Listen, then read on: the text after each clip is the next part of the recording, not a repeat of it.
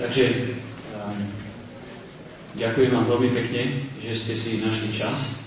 A poprosil by som každého zo speakerov, ktorí dnes prednášali, aby možno v jednej, dvoch minútach zhrnuli myšlienky, ktoré ich zaujali alebo ktoré predniesli vo svojich prejavoch a každého z nich a potom otvoríme priestor pre otázky. Takže potom nech sa páči, akékoľvek otázky z vašej strany.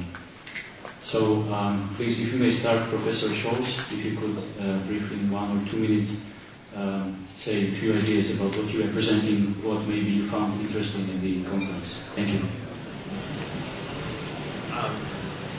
Well, it's, oops, sorry about that. You're going to hear me here. Okay. Good. Actually, I came yesterday to Vienna to participate in gave a talk in Vienna yesterday, and then I've been fortunate to come to your country. This is the first time I've been in your country. Oh, sure. Takto, chcem sa spýtať, lepšie je prekladať, aby som prekladal? Pre vás? Aha, máte to? Vynikajúce. Dobre. Okay. So they can understand? Yeah, there's a translation. Okay, sorry about that. So this is the first time I've come to your country. I'm very pleased to see that the conference such as this is being held here, because I think that the general feeling around the world is of anger and of retribution, wanting to punish people without understanding. And the claim that capital markets have failed, I don't think is correct. I would like to see it be the case that after the things settle down, that we really think about things and we think about what we can learn from this and really answer the questions that have arisen without anger and without setting up rules of governance that will stifle the growth of our societies, our global societies going forward. And so I think that one of our responsibilities and your responsibilities, and one of the reasons I'm enjoying participating in this conference, is because we're saying halt, pause. Let's not jump to conclusions too quickly and blame without understanding and without study. And if one jumps at haste and makes those mistakes, then you don't learn. You don't learn in anger. You only learn by being calm. You only learn by being open. And conferences such as this are very important to creating calmness, to creating thinking, to creating understanding. Then we'll have a better result going forward. Ďakujem veľmi pekne profesorovi Scholzovi a poprosím o krátke zhrnutie hlavných myšlienok, ktoré dnes prezentoval Padra Marcela Gladniza. Thank you. I'm very honored to be here in Slovakia for this free market roadshow, which is really an innovative way to bring about the ideas of a free economy and the importance of the free economy for the dignity of the human person. I think it's very important in a country like Slovakia, which has had a strong Catholic tradition in its history and its culture, to remember that this was one of the essential elements of Western civilization that has brought us this far. I think also it's important for myself here, as a member of the Catholic Church, to remind Slovakia that the Church has always defended private property, individual freedom, and the dignity of the person. And I think the free economy precisely secures better than any other system today the dignity and freedom of the person. And this is very important. I hope we will continue to actually see examples of these areas of economic freedom in your countries. And it's been a great honor to be here. And we thank you for organizing this. It's important even for us in the West. So thank you very much. And I appreciate the invitation by Andre and the Center, Central European Business and Social Initiative. Thank you. Thank you very much, Father Marcel. Ďakujeme a poprosím nášho posledného speakera, zahraničného, Samuel Craig. Sam, would you have some quick ideas for us? Thank you. This is my second time in Slovakia. I was here in 2001 for the 2001 Montpellier meeting, and I was also here on September the 11th. I was in the city on September the 11th, so that was I always had Bratislava inscribed on my mind for that particular 2001. Right, exactly. Yeah, so I always remember Bratislava for that. One of the things I find when I come to Central and Eastern Europe is that it's not just that people here are intensely interested in the particulars of monetary policy or economic policy in general. One of the very refreshing things I find about being in Central and Eastern Europe is that people are also interested in the deeper principled reasons for why one should have a free market economy. So it's not that you engage in this part of the world just in arguments about what the Federal Reserve or the ECB has done at a particular point in time, but I often find them asked questions about, well, what would Adam Smith think about this? Or I find questions about, when you say freedom, what do you mean by that? And I can assure you that in parts of the United States, this kind of discussion simply doesn't occur, particularly in places like, I have to say, Washington, D.C., where a discussion at the level of principle is almost entirely absent sometimes. I would also echo what Father Marcel said about the importance, I think, of understanding that the free market economy is an essential part of the trajectory of Western civilization. It's not the whole of Western civilization, but you can't have a free society unless you have a free economy. That's one of the reasons why all authoritarian regimes attack three things. They always attack the family, they always attack religious liberty, and they always attack economic liberty, because they know that those are the three things that have to go if you want to have an authoritarian society. And I think at least in much of Central and Eastern Europe there is a particular appreciation for the necessity of economic freedom, given the experience of 40 years of totalitarianism in this part of the world. Thank you very much, Sam. Ďakujeme veľmi pekne. Poprosím teraz hlavného partnera konferencie, zástupcu Hajkovej nadácie, Jana Oravca. Ďakujem pekne. Popri tom, že nadácia bola hlavným partnerom konferencie, tak pridávam sa k tej skupine predchádzajúcich troch predrečníkov, pretože som na konferencii aj vystúpil. Vystúpil som v súvislosti s krízou s tým, že ja mám veľké obavy hlavne z toho, ako prebieha tá dnešná diskusia o príčinách krízy a z toho potom vyplývajúcich riešeniach, ktoré nás sú pre krízu navrhované.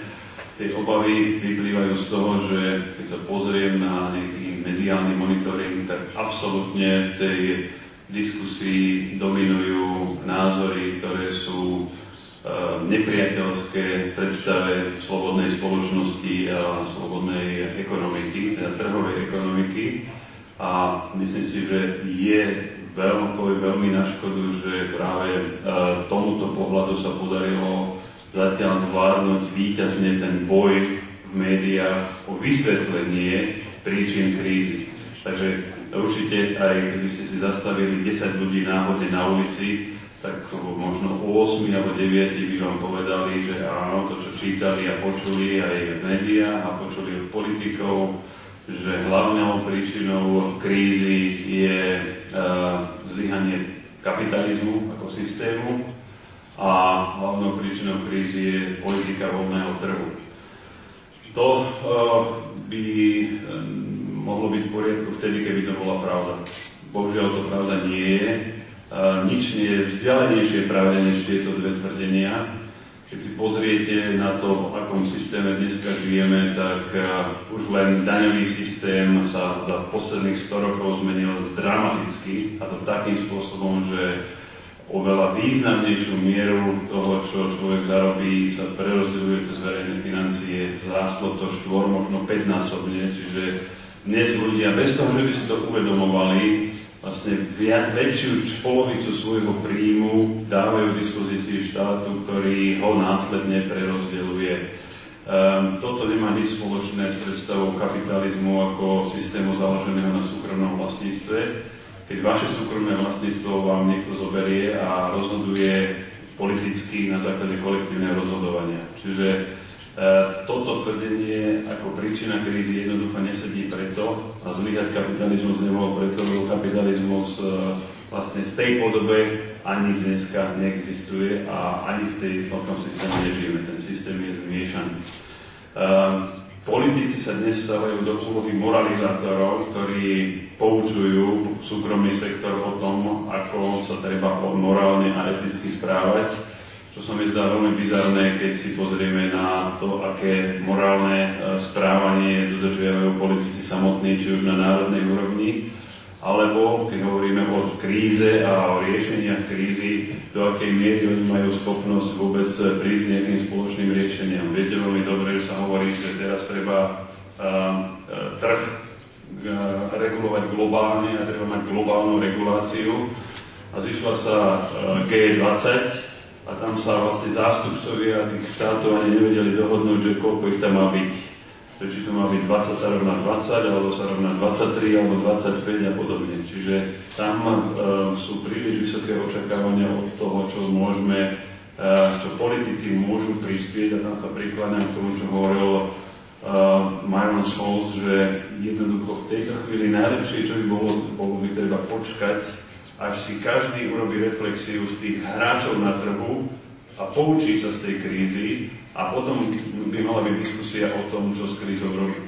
Nie je to, ako sa to dnes dneska, že politici sa ponáhľajú a prichádzajú s tým, že najlepšie riešenie krízy je viac daní, viac regulácie, viac štátnych zásahov, lebo to je smrť akéhokoľvek zdravého ekonomického systému. Ďakujem pekne.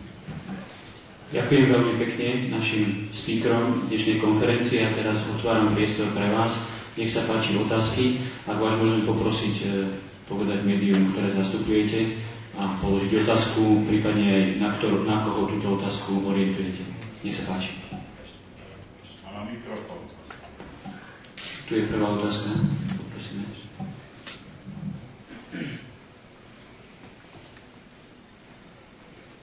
Dobrý deň. František Mučka, týždenník Trend. Ja sa chcem spýtať nositeľa Nobelovej ceny, čo bude podľa neho hlavná vec, ktorá odlíši čas alebo obdobie po kríze od obdobia pred kríze.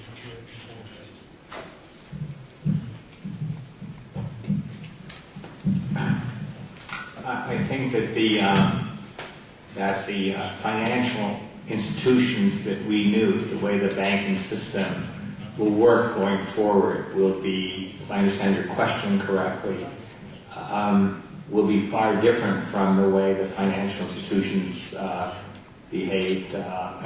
were in place prior to the crisis. I think that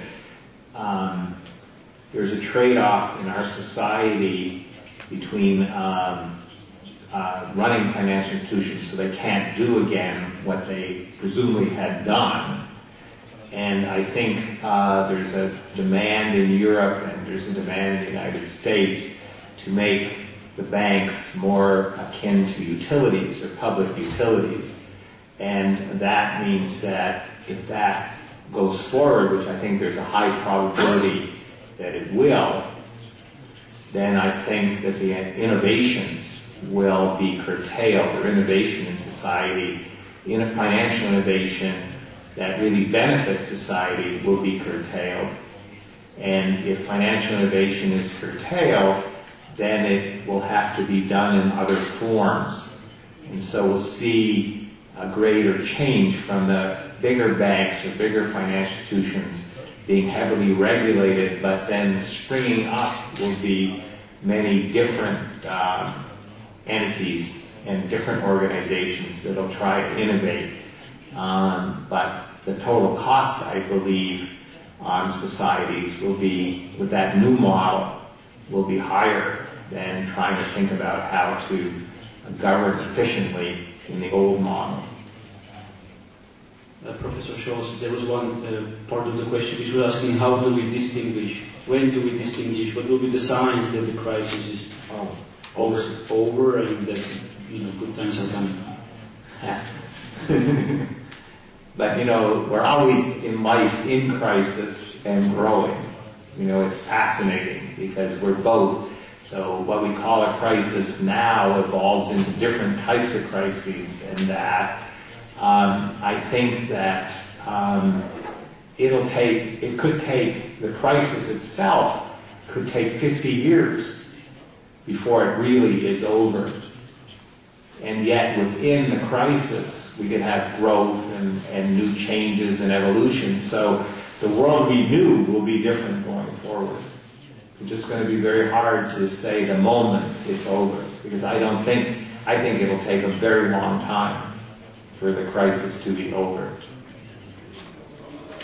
Thank you very much. Ďakujem veľmi pekne. Sú nejaké ďalšie otázky? Nech sa páči. V Marianom ohľadne nič nie, som sa takisto pána Scholza chcela niečo opýtať. Pán Scholz, vy ste, ak to zjednoduším, za hlavný dôvod vzniku finančnej krízy pomenovali účtovníctvo, ktoré bolo alebo je veľmi statické a svojím spôsobom zlyhali aj ratingové agentúry. Ako podľa vás by sa to účtovníctvo malo zmeniť, ako by malo zachytávať tie rizika, čo teda s tými ratingovými agentúrami mali by odísť z trhu? A ešte jednu takú praktickú otázku. Viacerí ekonómovia považujú toto obdobie za vhodné na nákup akcií. Čo si vy o tom myslíte teraz v obdobie, kedy sú teda ceny akcií už na dne a oplatí sa ich nakupovať? Yes, I think I did. There's a lot of questions in that. There's a lot of questions in that one question, but I'll try to get the last one first. I think that my best guess at the current level of the stock market is correctly priced. I do worry, however, that if we have another liquidity shock occurring, the market could go down a lot. And I think it depends on sort of how we have in terms of the amount of debt write-offs that need to occur. I worry about those as creating, again, a lack of liquidity in the system, which will cause prices to fall. I think if things bounce along, that the equity prices are all right at this level. I don't see them. They could go up a little bit and down a little bit and bounce around. So I don't see the stock market as going to be as buoyant as it was in the previous time frame, for the simple reason that so many of the baby boomers or the retirees lost a lot of wealth and have to be much more conservative in building their wealth again. They're going to be saving in bonds, and the government's going to be issuing a lot of bonds. And who's going to buy these bonds? If we don't buy the bonds, we, the potential retirees, eventually don't buy the bonds, then it's going to be then you're going to have interest rates are going to have to jump dramatically, and that will have an effect on the market. So I think both the idea that the government's going to be issuing a lot of debt, governments are going to be issuing a lot of debt, and two is that individuals have to rebuild their savings and reduce their debt, means that the future growth prospects and the risk premiums required on equity, the growth prospects are less and the risk premiums are greater. So therefore, I don't see the equity markets as being as buoyant and as ebullient as they were in the prior years, because it's going to take a long time still to go through this particular crisis. When I talked about changing accounting systems, I think we have, for example, so many obligations are not on the books at the current time. The pension liabilities of corporations are not, or other entities are not put on the balance sheets of entities. The commitments that banks have, the guarantees are not on the balance sheets. The idea that derivatives contracts are not on the balance sheets. The accounting systems were built in ways that allowed banks to sort of get the risks off their balance sheets if they made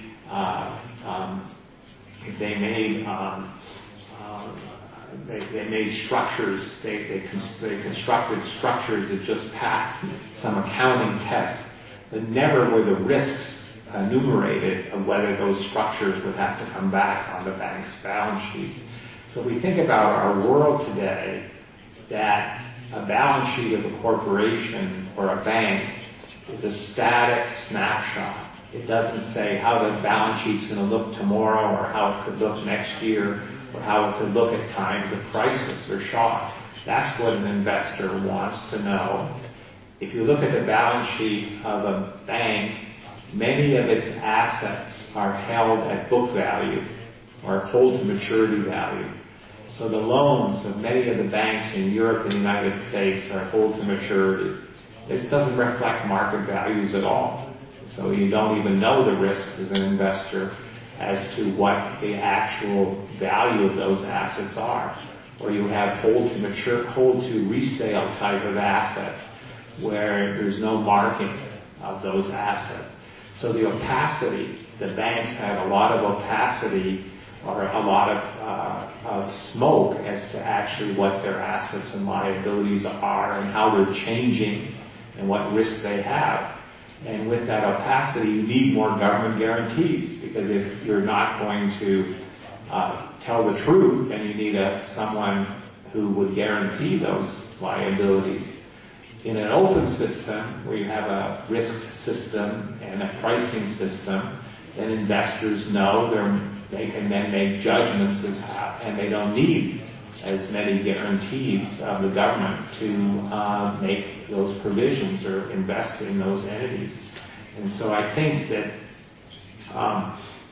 a risk system or an accounting system that's dynamic and adjusts and really reflects risks and changes in valuation is important, because it allows investors to discipline the banks. It allows investors to know. One of the important aspects is that we rely on others, such as rating agencies, or rely on others, such as the accounting system, to provide information that's valuable to us in making investment decisions, whether to invest in the bank or whether to lend to the banks. And without that information, the costs are higher, and misinformation could lead to wrong decisions that investors and individuals make.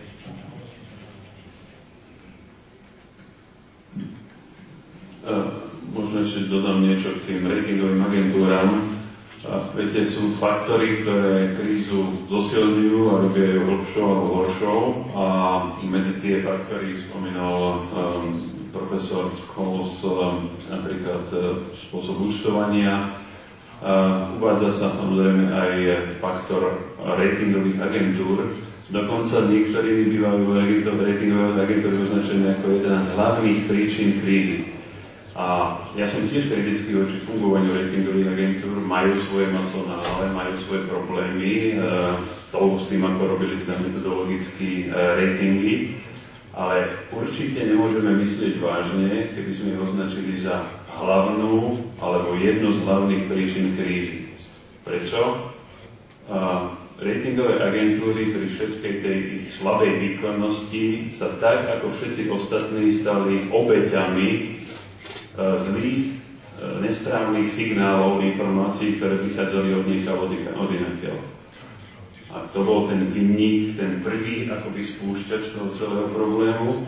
Podľa môjho názoru a podľa toho, čo o tomto probléme všetko viem, je to rozhodovanie centrálnej banky, v tomto prípade americkej centrálnej banky, o nalievaní peňazí, o zvýšenej miere do ekonomiky a rozhodovanie o cene peňazí v dôsledku krízy, ktorá bola v Amerike v roku 2001 súvisiaca s krízou akcií a pádom akcií technologických firiem a motivácii rýchlo zlacniť peniaze a potom pri obave z inflácie rýchlo zdražiť peniaze. Čiže nalievanie peniazí do ekonomiky a takáto manipulácia s peniazmi spôsobuje, alebo cenou peniazí spôsobuje, že vy pomýlite všetkých hráčov v ekonomike. Vy pomýlite spotrebiteľov, lebo zrazu majú falošný pocit, ilúziu, že majú viac peňazí, než skutočne majú a začnú nakupovať viac, než by za normálnych okolností nakupovali. Vy pomýlite podnikateľov, pretože začnú investovať a začnú mať falošný pocit, že ekonomika je vo väčšej výkonnosti, než je a budú investovať aj do projektov, do ktorých by za normálnych okolností nikdy neinvestovali.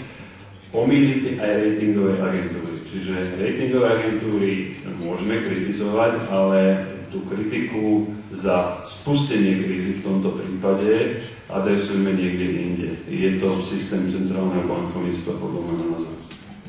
Ďakujem veľmi pekne, nech sa páči, ak máte ďalšie otázky. Yes, good afternoon. My name is Rita Muchova. I'm from Business Daily.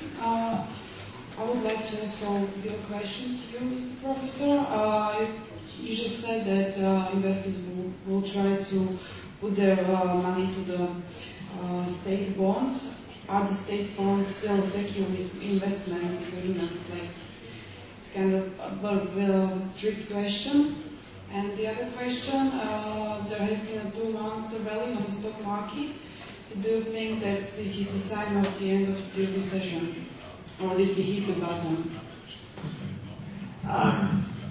No, I don't think we have hit the bottom of the recession. I think that there's hope that that's the case, but I do think that if we measure things by GDP, or gross domestic product, going up, if the stimulus package does not increase, or the stimulus of putting in, or the money that's being printed by the governments don't create an appearance that we have growth in our GDP, I'd be shocked. Okay, so I think that has to be true. I mean, it's got to be the case. It can't not be the way we measure GDP, the way it's counted for. And also, if the banks are being, the profits of the banks are being propped up by the central bank in its activities and its programs, I'd be surprised if the banks were not generating earnings. If the government, if my father wanted to give me, when he was alive, wanted to give me money, and I would be willing to spend it, on various things. So, but it was a transfer, and then it was internalized to our family. It didn't have a consequence on future generations. So getting to your first point about the government's ability to, for us to save for the future, and the risk of buying government bonds is obviously the inflation and the fact that they can always continue to print money to pay off on the obligations, maybe not so much in Europe now, but in the United States, we have a monopoly on money, so the cost would be greater inflation and an ability to tax the future generations as to be able to pay off on the obligations. So in some sense, it's the in the Ricardian equivalence arguments, in economic theory, that if the government is spending money, that we know that it's taxation, and as a result of knowing it's taxation, we undo what the government does by saving what the government is spending, with the view that we're going to have to pay that off in the future. Otherwise, we have a responsibility, we give up our responsibility to the next generation or the generations that will follow. So basically think of ourselves as being myopic, and only to ourselves we spend. Okay? If we think about our children and our grandchildren and their grandchildren, our children's grandchildren, then we actually save because we think of government expenditures as taxation. And that's very important. Thank you very much. Máme čas na priestor na poslednú otázku, takže nech sa páči. Prípadne, ak je záujemca. Nech sa páči. Chcela som sa zahraničných hostí ešte opýtať, že Slovensko je málo teda otvorenou ekonomikou, závislou na vývoze. Aké má možnosti podľa vás, ale čo je najlepším spôsobom riešenia v boji proti kríze a treba ešte vhodné obdobie na znižovanie priamych daní? The question is what a small country like Slovakia can do in times of crisis, and whether you think there is a space for decreasing the flat tax. And this is a question to all our foreign guests. The direct taxation. Please, whoever. I'll go first, and then others can come in. Just quickly, is the idea that given the country is an export-based country, then it's not well diversified in its activities. Obviously, we don't have and it relies on external exports as part of its growth, so it thinks of itself as part of the global economy. Yet, then the point is that in this type of situation, it needs to have other risk management tools, such as building its reserves, because the shocks will affect the economy. And if part of it is to think about responding to the current crisis, then the issue really becomes why and for what purpose are you undertaking, say, the reduction of the direct taxes? Is it themselves to stimulate more exports, or is it the idea that we would want at this moment to also realize that the amount of debt globally is large and there needs to be debt reduction, so there will be less consumption going forward for a while. So again, the question is, what does it do to the rest of society if you reduce the taxes? How does the rest of society respond to that? It's a very complicated question. Thank you very much. Father Marcel Orsan, please. The only thing I would say, speaking as an economic historian, is the great temptation in times of recession is for countries to turn inwards. The great temptation is to embark upon what might be called protectionist policies, or what I like to call economic nationalist policies, and that is usually one of the worst things a country can do during a time of recession. But it's also always a great temptation for politicians to embark upon this, because it gives the appearance that the government is trying to protect the citizenry from the consequences of a global recession. But I can assure you the lessons of economic history are that it leads to precisely the opposite effects. Ďakujem veľmi pekne, že ste si našli dnes čas. V prípade, ak by ste mali nejaké ďalšie otázky, odporúčam Martina Štuchmana, ktorý je riaditeľom dnešnej konferencie. Takže ešte raz veľmi pekne ďakujem.